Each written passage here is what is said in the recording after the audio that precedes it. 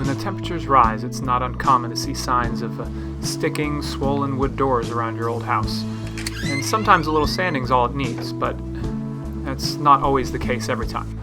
At my house, this door has scraped the tile floor long enough, and it was time for me to finally fix it, so I'm going to show you how I did it. It's very easy.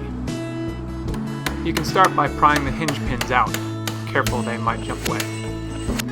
Once you get both of those pried out with just a flathead screwdriver, take the door off of the hinges, out of the opening, and go set it on some sawhorses.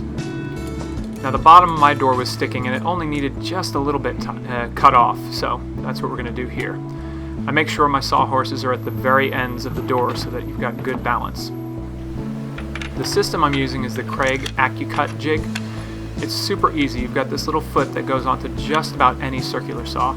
You just tighten these 4 screws down.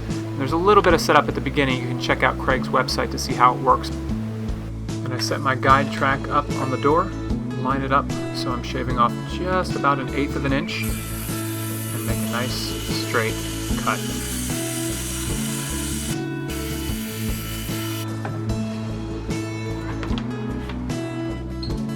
Once you're done, pop it back onto the hinges, put your hinge pins in, and see how it works. No more scraping. Yes!